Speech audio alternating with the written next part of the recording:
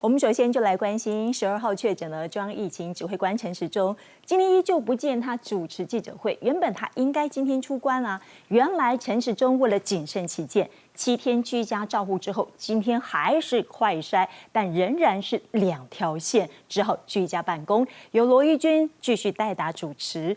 罗一军也强调，这是陈时中本人谨慎以对，希望企业不要借此刁难员工。7天解隔之后，不需要快筛就可以上班。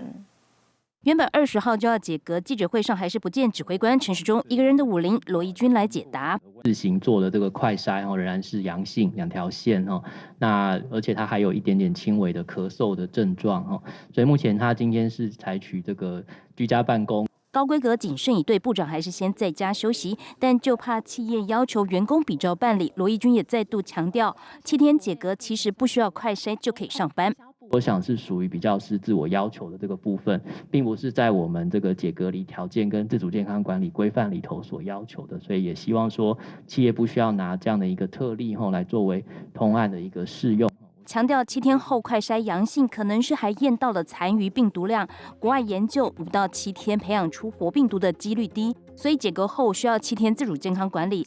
陈时中是在6月12号确诊，不止发烧、咳嗽，还咳到骨头痛。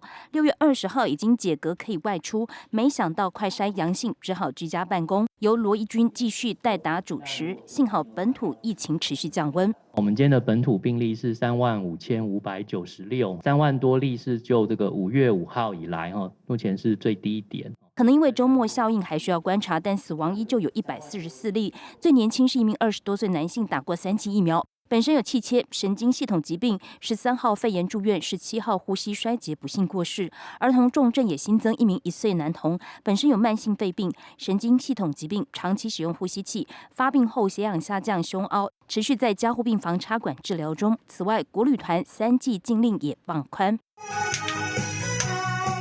暑假将到来，观光再不救，真的全台苦哈哈。没有打满3剂疫苗也能跟团出去玩，只要出发前有48小时内快筛阴性证明就可以参团。工作人员还是要打满3剂。如果旅游团成员有症状，就立刻快筛。防疫规定不断调整，纵使大家长陈时中暂时不在，也要与时俱进。记者综合报道。